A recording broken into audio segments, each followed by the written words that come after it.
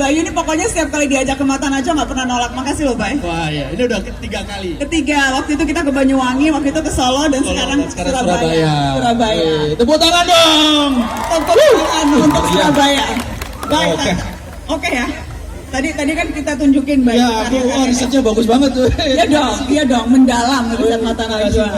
Tapi aku mau ngajak Bayu kilas balik. Dulu ketika awal-awal bikin konten pakai bahasa daerah, itu lebih didorong karena mau cari supaya beda aja, supaya unik aja, atau ada dorongan lain sih, Bay? Ya, itu juga nomor satu memang biar unik, biar beda sama yang lain. Terus yang kedua mungkin biar kita pede aja ya sama apa yang kita punya. Kita nggak berusaha untuk jadi jadi orang yang bukan kita gitu loh, ya kan? Misalnya kita itu orang Jawa ya jadi orang Jawa aja, nggak usah malu gitu loh. Ya orang Sunda ya orang Sunda, Bali, tapi kita dipersatukan sama bahasa Indonesia itu. Kadang Bayu melihat kadang ada yang suka malu menunjukkan identitas kejawaannya, kesundaannya, ke Makassarannya atau banyak sih. Banyak. Karena lumayan sih kalau misalnya apalagi kalau ke ibu kota gitu ya. Kalau misalnya ternyata ketemu sama sesama orang Jawanya tapi gue ini gue agak kayak gue ini yang kono loh rek. Gue lo hai lo ya. Tadi kayak kira orang Jawa iki. Langsung Jawa lah aku. Kok bisa man? Aku Banyuwangi. Ya Jawa. Tapi ya banyak pula yang berusaha untuk menutupin dan menganggap bahwa kedaerahan itu katrok, deso, dan aku di sini itu berupaya untuk memukul itu gitu loh. Maksudnya janganlah kita melihat bahwa kedaerahan kita itu katrok, deso. Justru di kedaerahan kita itu banyak sekali kekayaan yang harus kita gaungkan ke sebanyak-banyaknya masyarakat itu. Baik, dulu awal-awal reaksi pertama masih ingat nggak? Kalau sekarang kan udah berhasil, filmnya laris gitu ya, bikin apapun, jualan apapun laris. Tapi ketika pertama nyoba keluarin film Yowis Band kan, itu semuanya bahasa Jawa. Itu sempat reaksi awalnya gimana? Reaksi awal yang didapat itu ya underdog, ya dianggap bahwa ini adalah karya yang nggak akan berhasil lah gitu karena ya belum ada yang pernah bikin kayak gini. Terus pada waktu itu pede aja karena saya melihat bahwa tidak harus kita tahu bahasa Korea untuk nonton drama Korea kan. Kita pun juga tidak harus tahu bahasa Thailand untuk nonton film-film Thailand loh, ya kan? Nah, kenapa kita nggak berani menggunakan bahasa daerah kita? Karena nek misalnya ya wis ben syuting ning Malang ya rek yo. Moro kondo nang konco tiba-tiba misalnya tanya ke temannya, "Kamu sudah makan?" Nah, pokoknya kau naik wong mana? Wis mangan awakmu. Nah, enak sih. Nah, dulu itu sempat Mbak Nana 2 minggu sebelum syuting itu di calling lagi sama produsernya karena nggak pede kan. Kita balikin aja ke bahasa Indonesia ya. Oh saya keke kan. Waduh gimana nih, kru sudah di Malang, pemain sudah di Malang. Terus ya saya. Jadi yang nggak pede produsernya justru. Iya. Jadi ya fair lah Mbak karena ya produser kan mengeluarkan uang. Lah kalau ini adalah sesuatu yang belum valid ya, belum ada yang pernah melakukan, berhasil atau enggak ya. Nanti uangku nggak balik ini gimana ya. Saya kan ya maklum lah, akhirnya saya cepet-cepet terbang ke Jakarta, beli tiket itu pagi-pagi. Saya nggak punya track record apa-apa di film, saya cuman wis nekat wis rek, pokoknya terus gini lah Pak, tambah aja di kontrak adendum sebelum 500.000 penonton nggak usah dibayar wis saya wis. Loh, ditulis Mbak gitu tuh Mbak. Di kontrak ditulis? Iya, jadi kontrak saya tuh lucu, sebelum 500.000 penonton pihak kedua tidak akan menerima sepeser pun dari pihak pertama. Ngono rek di kontrak. Akhirnya orangnya berani menggunakan bahasa daerah. Ya, dan ternyata film katakan wis. Dan ternyata filmnya ditonton berapa? Ditonton 930.000 yang pertama. Film pertama loh. Ya, itu film alhamdulillah banget. 930.000 orang. Ya, jadi meskipun ya deg-degannya ada Mbak, itu bener-bener kalau misalnya sudah bikin kontrak kayak gitu kan, waduh berarti harus ya nggak ada cara lain selain harus melakukan dengan maksimal. Masa balik lagi ke produsernya, Pak nggak jadi wes Pak, saya nggak tahu. Wong Jawa Timur mbak ya dewe berjuang ya kan, nggak izin nggak berani, harus wani kan, berani ya wes akhirnya. Terus apa inilah ke depan akhirnya ya alhamdulillah. Dan akhirnya sampai sekarang film-film berikutnya, karya-karya berikutnya. Alhamdulillah. Karena nyali orang Jawa Timur. Iya Mbak. Kasih tepuk tangan dong Bayu Skak dong. Silakan duduk baik karena saya mau panggil teman saya yang satu ini, seorang komika. Asalnya dari Indonesia Timur dan selalu di tiap materinya selalu menunjukkan identitasnya sebagai orang Indonesia Timur. Siapa dia? Kita lihat video profilnya yang ini, adik-adik. Ini dia Satriadin Maharinga Jongking alias Ari Kriting. Sering dikira berdarah Papua, pria kelahiran 13 April 85 ini ternyata keturunan Buton, Sulawesi Tenggara. Ari kuliah di Institut Teknologi Nasional Malang, jurusan Teknik Planologi, selama 12 tahun. Dari kuliah ikut komunitas stand up dan akhirnya jadi juara 3 stand up komedi pada 2013. Gak main-main, nah akan menyabet gelar komika terfavorit tahun ini. Gak asing sama film-film ini, kayak Menas, Susah Sinyal, Big Four, dan masih banyak lagi. Ya, Ari juga terjun di dunia perfilman sebagai aktor, sutradara, dan penulis skenario. Dalam banyak karyanya, Ari kerap membahas keresahan tentang Indonesia Timur. Harus belajar banyak hal, sementara orang yang di sini, di kota-kota besar, biasanya mereka tidak belajar apa dari kami. Indonesia Timur menjadi maju, tapi kita menjadi maju dengan cara kita, tidak menghilangkan identitas yang kita. Pedulinya sama budaya lokal, Ari bikin lagu daerah bahasa Tomia, judulnya Valiako.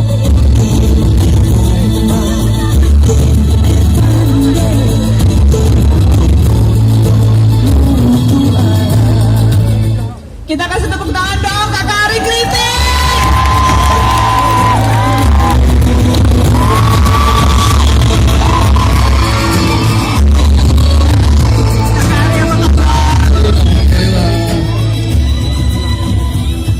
Kakak Ari duduk sini depan dulu biar adik-adik bisa lihat jelas. Ternyata selain komika juga pengarang lagu, bisa nyanyi juga kakak ya ternyata ya. Benar sekali. Kalau yang lain mungkin pencipta lagu, saya pengarang lagu karena itu isinya ngarang. Saya tidak pede saya sebenarnya. Tapi boleh lah minta sedikit. Lagu ini tadi. Sedikit. Nah, gini Kanana. Ini udah. Ini. Jadi itu lagu saya bikin humming gitu. Saya bikin nadanya rendah, santai. Tiba-tiba Vildan Rahayu dengan komposernya itu Eliva Sonarum bikin nadanya tinggi. Sekarang saya tidak pernah bisa menyanyi lagu ini. Tidak sampai suaranya saya. Oh, kalau versi Kak Ari jadi cuma humming. Humming doang. Gimana? Kene komba, kene pande, kene dondo nutu ana. Kene komba, kene pande, kene dondo nutu ana. Yeay! Gitu doang sih. Apa artinya kakak? Kene komba, lagu yang saya bikin itu isinya itu tentang perasaan seseorang yang ingin pulang. Judulnya itu Valiako. Kalau liriknya sendiri, kene komba, kene pande, kene dondo nutu ana itu bersama bulan. Kene komba bersama bulan, kene pande bersama angin, kene dondo bersama gelap. Di malam ini aku berlayar untuk pulang kembali. Itu pulang kepada siapa dijelaskan tidak di situ? Atau pokoknya pulang ke haribaanmu? Awalnya saya bikin itu pulang kepada kampung halaman, kepada ibunya kita gitu. Karena yang dirindukan di situ adalah ibu. Kemudian ada yang bikin versinya mereka pulang kepada orang terkasih, kepada rumahnya kita. Memang mungkin karya sastra seperti itu ya, didefinisikan segala macam rupa. Terakhir itu ada yang bikin ulasannya, itu ternyata lagu saya, tanpa saya sadari, itu ternyata adalah pulang kepada sang pencipta.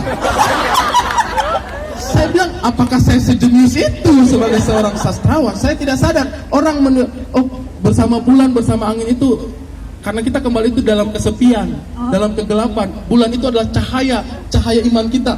Perasaan waktu saya bikin nggak segini ya. Tapi itulah karya seni ya. Karya seni bisa didefinisikan bebas boleh. Kita kasih tepuk tangan dong Kak Ari Kriting dong. Kak Ari silakan duduk, kita mau bahas lebih jauh. Tapi rasanya nggak lengkap kalau kita diskusi soal bagaimana cara kita nggak gengsi jaga tradisi hanya dengan 2 konten kreator. Kita mau ajak satu Mas Menteri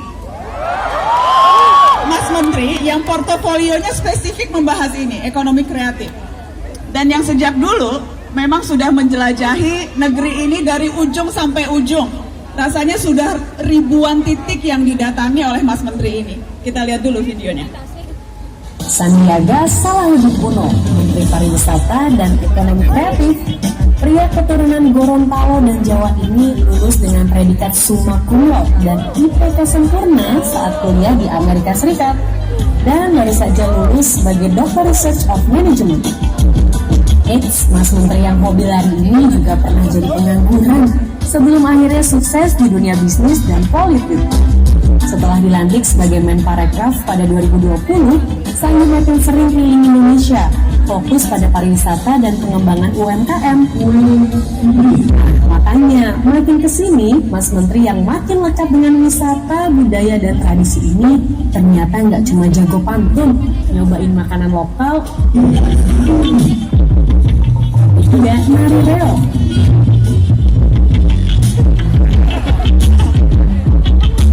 Bahkan melukis, skillful banget ya tuh.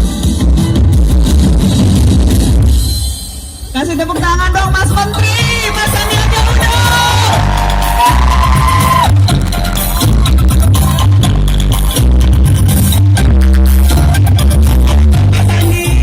Waalaikumsalam warahmatullahi wabarakatuh. Apa kabar Surabaya? Sehat semuanya? Alhamdulillah. Mas Sandi, sini dulu. Waduh, apa nih? Sehat-sehat Mas. Sehat. Ini tadi katanya dari Lamongan. Kemarin mendaratnya di Banyuwangi, terus ke lihat desa wisata keren banget, namanya Desa Wisata Kebangsaan Wonorejo. Ada dari Banyuwangi ke Situbondo, ada dari Situbondo. Nah, dari Situbondo kita ke Probolinggo. Di situ ada para pelaku ekonomi kreatif yang super keren. Setelah itu kita ke Pasuruan. Di Pasuruan ketemu teman-teman Ikatan Pelajar NU.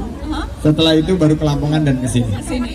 Jadi Mas Sandi kira-kira seluruh Indonesia itu udah berapa titik ya Mas? Aku sempat baca bukunya ada yang bilang 1.500, tapi itu Ya. kan buku yang keluar tahun lalu, kayaknya sekarang udah nambah lagi tuh. Jadi kemarin ditanya sama Presiden, Pak Jokowi nanya sudah berapa kabupaten kota, terus kita lagi hitung lagi.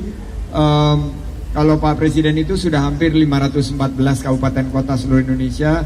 Saya kemarin menghitung sekitar 350 kabupaten kota. 350 kabupaten kota, luar biasa. Jadi sekitar total sudah hampir 4.000 titik kunjungan seluruh Wow, Indonesia. 4.000 titik kunjungan.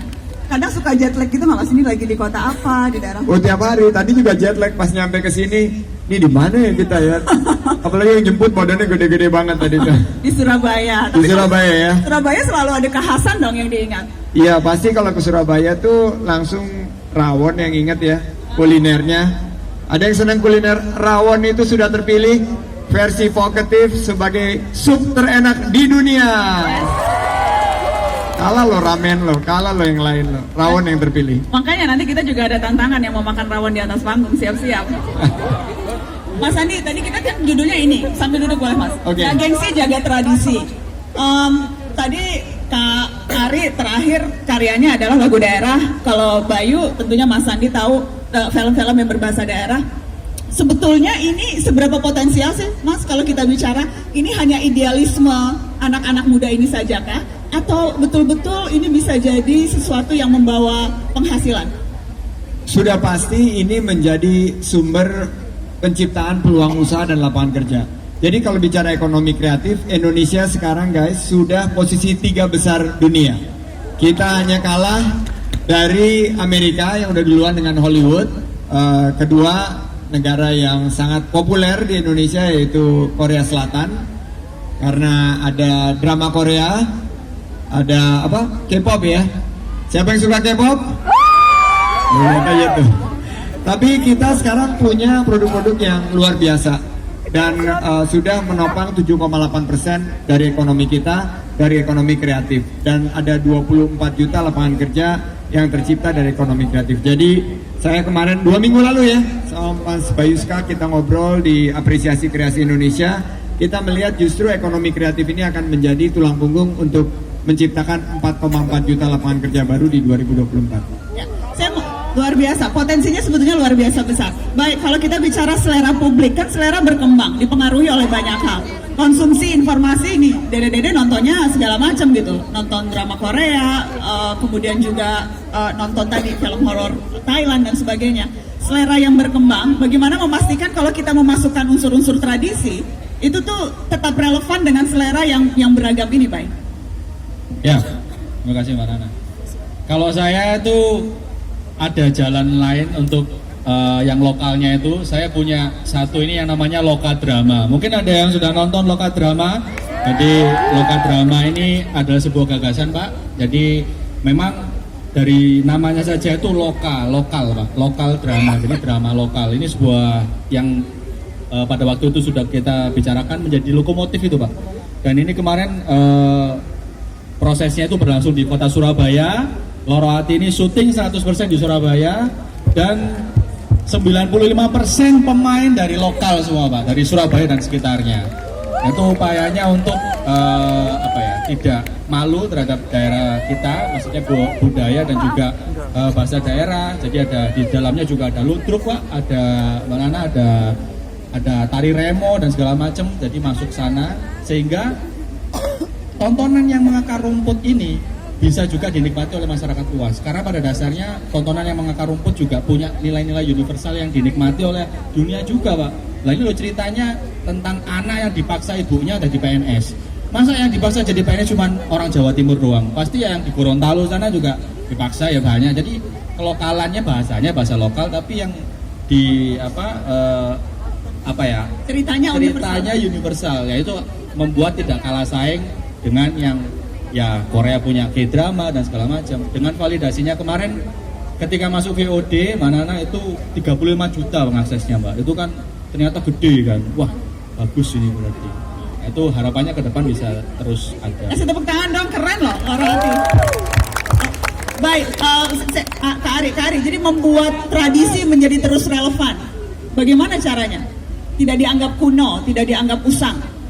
Kalau menurut saya kebudayaan bisa diterima secara luas dan relevan, tidak terbatas oleh zaman manapun, adalah dengan cara membuat budaya itu menjadi asik.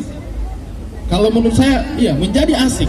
Karena misalnya nih, lagu yang sekarang juga lagi rame, kita dengar di mana-mana tuh, makeba. Kita tidak paham itu lagu artinya apa, tapi karena asik aja kita pakai gitu. Kita kadang-kadang nggak tahu loh ini, jangan sampai ini menyembah botol kah atau apa, kita nggak tahu. Kita nggak tahu gitu, tapi karena asik, makanya kita pakai gitu. Dan menurutku sih itu yang kemudian dilakukan oleh banyak kebudayaan besar yang sebenarnya asing. Kalau kita bicara 15 tahun, 20 tahun ke belakang, K-pop itu asing. Korea Selatan itu produk mereka itu asing gitu.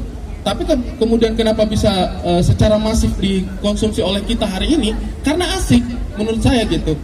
Dan menurut saya sih kalau misalnya kebudayaan kita di daerah kita masing-masing mau bisa diterima secara luas, syarat pertamanya adalah dibikin asik dulu. Nah di lagu Valiako itu sebenarnya saya sudah konsultasi dengan yang mengaransemen musiknya, Elifas. Itu memang kita sengaja bikin musiknya itu yang asik aja.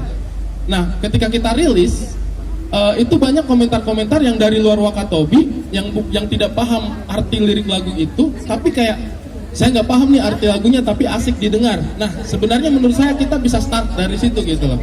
Kemudian kita mencari hal-hal asik apa lagi yang bisa kita sebarluaskan. Kalau menurut saya sih itu sih Mbak Nana, yang simple. Mas Andi bagaimana membuat itu menjadi asik sehingga itu relevan? Kita mulai pakai pantun dulu gimana biar asik? Minta cakepnya ya. Jalan-jalan ke Surabaya, ibu kota kebanggaan dari Jawa Timur. Teman-teman, pariwisata sekarang semakin jaya karena telah membuat masyarakat Indonesia tambah makmur.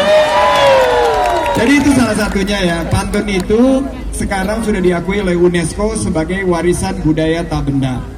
Tapi kan kita tahu bahwa ada ungkapan bahwa if you don't use it, you will lose it. Nah, gimana caranya kita bawa ke keseharian kita? Bahwa menjaga tradisi ini adalah kita menyisipkan pantun-pantun itu dengan kekinian. Nah, menurut saya anak-anak sekarang sangat bangga terhadap tradisi mereka dan super keren banget saya ngelihat kreasi-kreasi mulai dari Banyuwangi sampai ke tadi ke Lamongan. Saya semakin yakin bahwa kita akan mampu mencapai Indonesia emas karena anak-anak muda Indonesia itu betul-betul kreatif, inovatif, tapi tetap menjaga tradisi.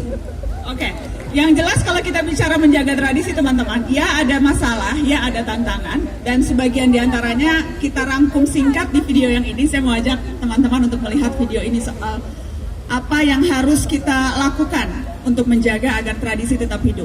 Kita lihat yang ini. Dengan 1.300 suku dan 718 bahasa daerah yang dimiliki, Indonesia kaya